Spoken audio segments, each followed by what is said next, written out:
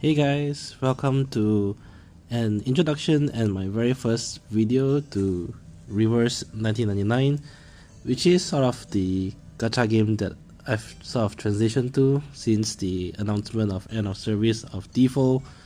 Quick disclaimer, a little bit about default before I hit further. I will still finish off the game, so for those of you who want to watch videos on the Dare to Defy series, for example, I will complete all 21 stages by the end of service. But obviously, since default now has an end coming, I thought it'd be nice to transition the channel into a new game. I haven't really decided whether I want to go full time into Reverse 1999, but I gotta say, at least for now, it's really got me hooked.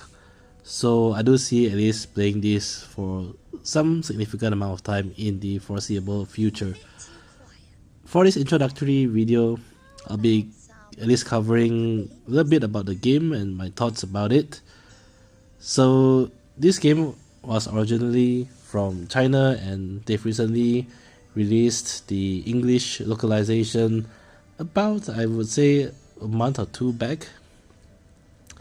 And a few things about this game. So first of all, I think the graphics and gameplay is really top notch.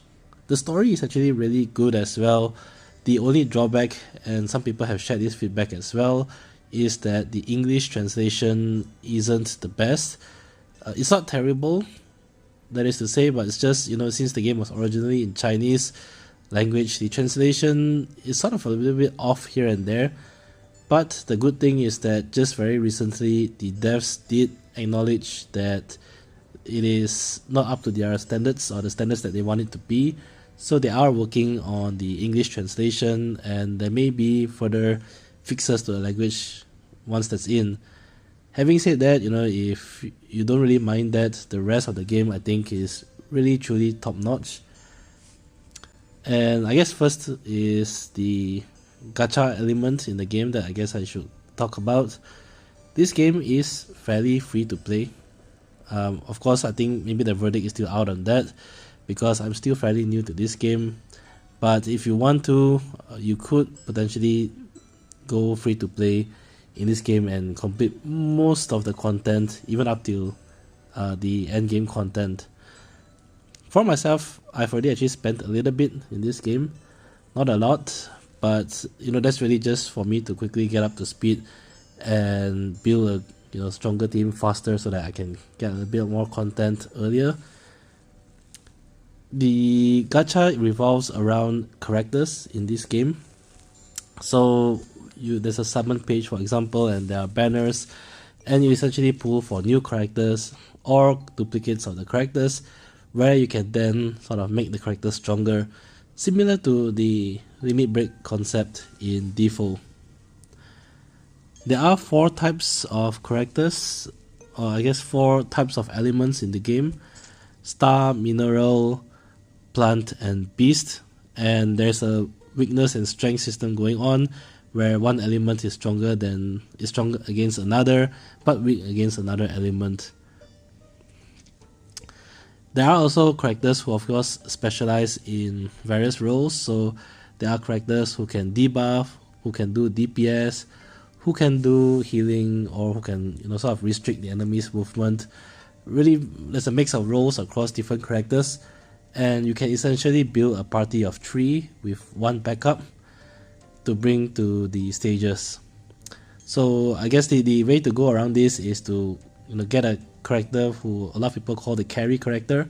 This would be your main DPS, and then have 2 supporting characters, healers or characters who can synergize or buff your main carry. But I'll probably make a video more on characters and maybe a video on reroll as I go along. But that's it for the gacha element for now. Next up, we have the characters, so just a brief overview. In this game, the main characters that you summon for are called Arcanists, and they range all the way from your basic 3 stars all the way from 6 stars. The only way to get the 5-star and 6 stars are to pull for them through the gacha element. The game does provide you 1 5-star character for free, which is Soneto. and she's actually pretty decent overall for a free character. So that's there as well, so you can always include her in your initial party of 3. So there are various ways to build a character. There's a few different elements that you need to consider in this game. First off, you have your basic leveling system, and obviously every character starts at level 1. And to level a character, you need 2 basic leveling mats, one of which are called Dust, and the second of which is called Sharpodonty. You get basically these 2 resources pretty much free every day as you do your daily or weekly activities. There are daily or weekly activities as well, and initially it takes very little to level a character. Right off the bat, you can level everyone to level 30 pretty much instantly the moment you get them. And there's also other ways that you can farm for these leveling resources using the energy that you have. Once you reach the level cap, there's a limit breaking system in place called Insight, and there are 3 levels of Insight. So for my current character Regulus here, I'm at Insight 2, so I've sort of broke her limit twice. To break her character's limit, you do need to first of all level them up to their maximum level, and then after which the Insight to the next Insight level will be unlocked. So for example, now I'm at Insight 2. To unlock Insight 3, I first need to level Regulus to level 50. To limit break a character, there are certain materials required, all of which can actually be farmed within the game using the energy as your resource, so you don't need to purchase any of these materials at all. They can potentially be farmed for free. Beyond that, if you happen to pull for duplicates for a certain character, that's where you can use the duplicates in a system called the portrait system. The first time, or I should say the second time that you pull the same character, instead of getting the character since you've already gotten them, instead the game will give you the character's artifice. Not sure whether I'm pronouncing it correctly, but essentially it's an item that allows you to level their portrait. So every character has 5 levels of portrait, so from level 1 up to level 5. So the next 5 duplicates you can use to sort of unlock special traits for the character, and this is, I guess, an example here. Finally, for all characters, there's 2 more things. So next up is the resonate system. Resonate system is a way to get additional stats for your characters. So for example, in Regulus here, you can see the bonus stats that I've unlocked for her, and this is actually pretty simple to level up. So again, there are materials required to level each character's resonate, and the higher level you are, the rarer or the bigger the quantity of materials required. Similar to Insight, all of these can also be farmed using energy, so you don't have to purchase any of these materials, and you can also customize the bonus stats that you want. So if you're kind of lazy like me, you can just hit the quick load button and the game will just automatically load up all the stats. But essentially you can sort of play around with the bonus stats and choose the one that's more suited for the role of the character that you are in.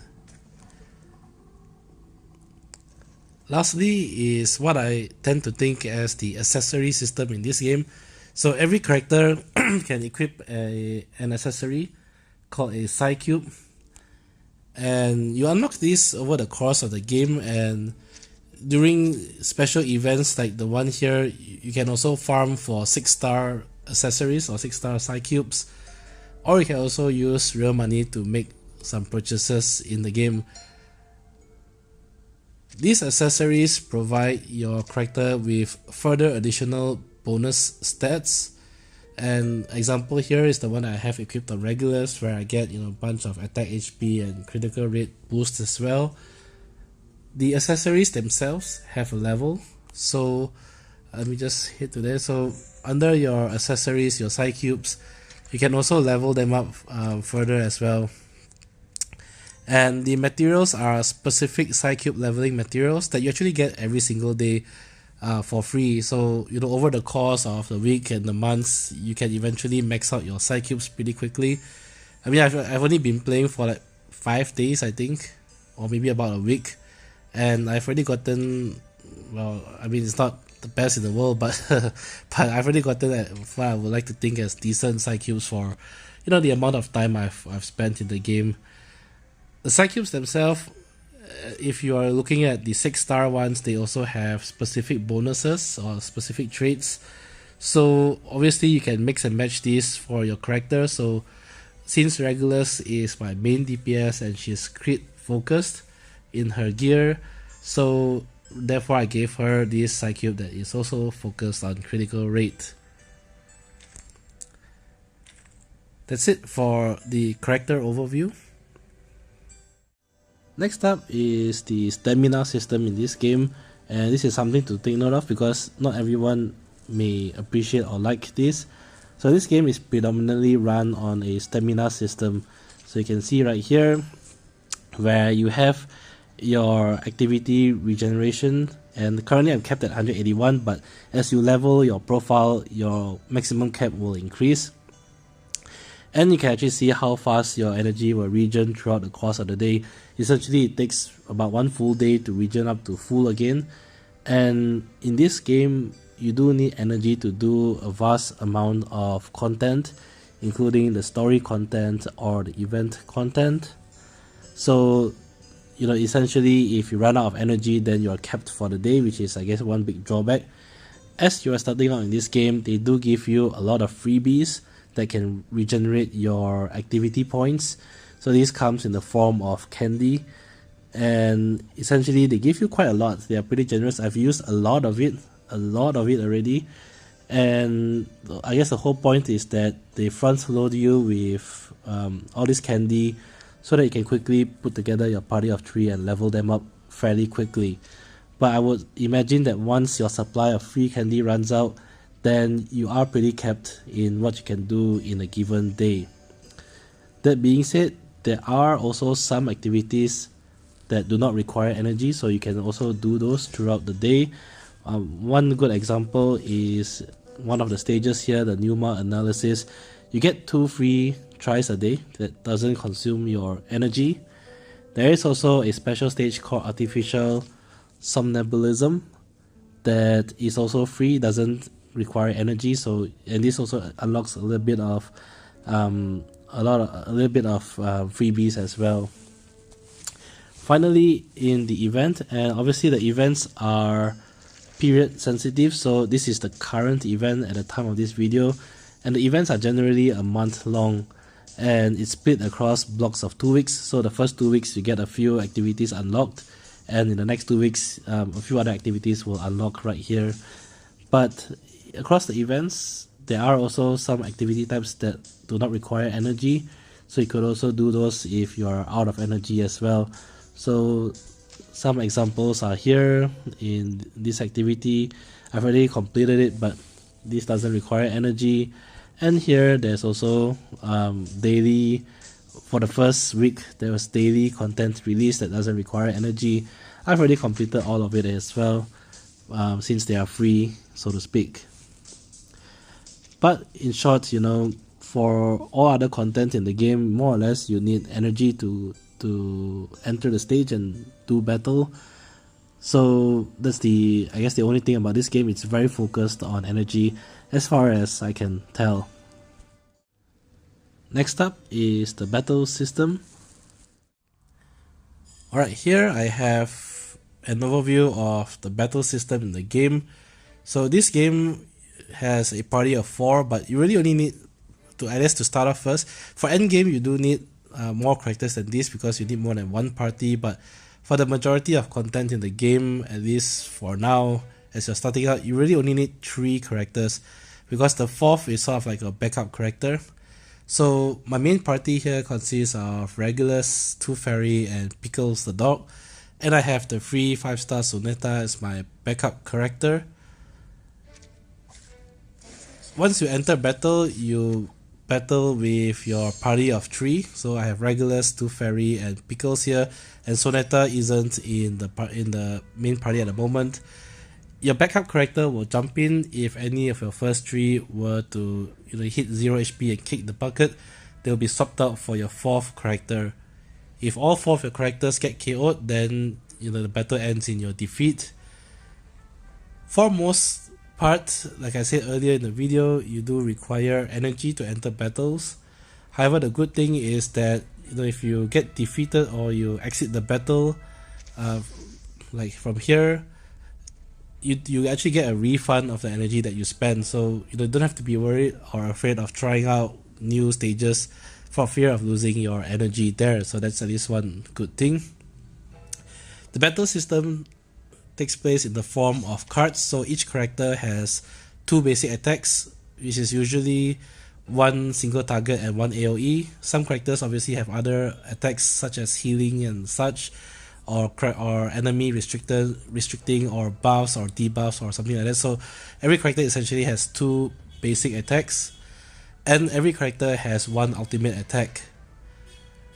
The abilities start off with your 2 basic attacks for every character listed out here, and these are always generated randomly, and you essentially get 3 actions per turn. So for example, right here you can see the 3 actions. On top of this, for your cards, you also have level of stars. So now they're all at 1 star. You can actually merge 2 identical cards together like so, and it levels up to a 2 star. And if you merge 2 stars together, you get a 3 star card.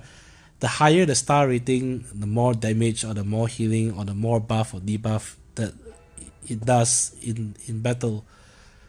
So for example, here I'll start off with our regulars. I've already done 1 action to merge the cards together, so I only have 2 more actions that I can fit. So for example, here I do 2 of her attacks.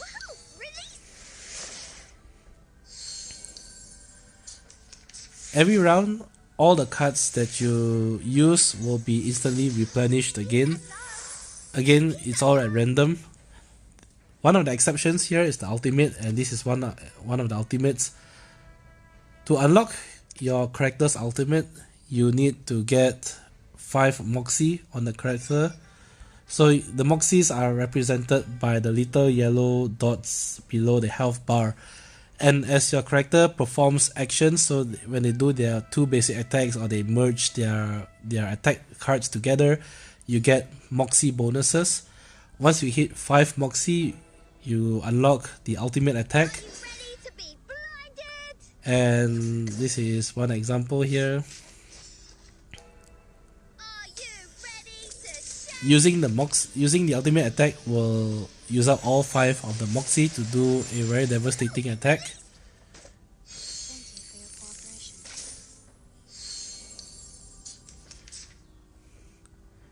And so on and so forth. So I'll just sort of finish off the battle really quickly here.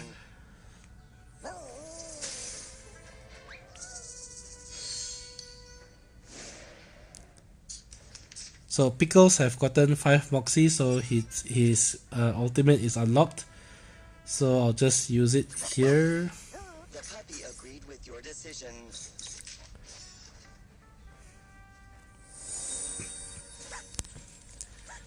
Every character's ultimate comes with sort of some fancy animation like this, and depending on the character that you use, ultimates tend to also have special effects tied to them.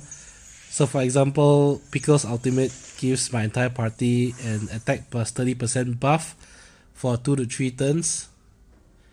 So this is where you capitalize on the buff by using harder hitting attacks. So here for example, I'll be using Regulus to attack.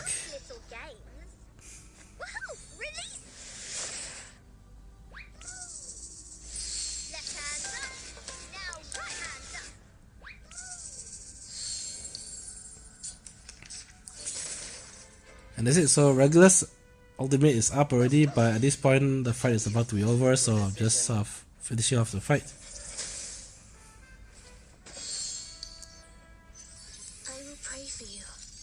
That's it. Hope at least this gives you a quick primer on how battles work in Reverse 1999.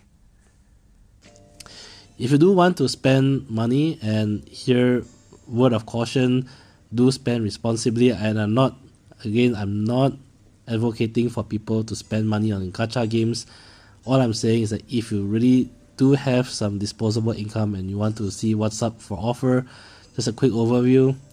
The thing about this game is that they do offer a variety of packs based on what you're comfortable with, and this gets refreshed weekly or monthly. So you have like your subscription service, which is the Roaring Month here, and then you have packs ranging from $1, $2 amount, all the way up to 35, 40, even $100 amount. So spend what you're comfortable with. If you don't want to, again, this game is potentially free to play as well. I've had people who played this game for some time who told me that they are free to play, so I'll take their word for it.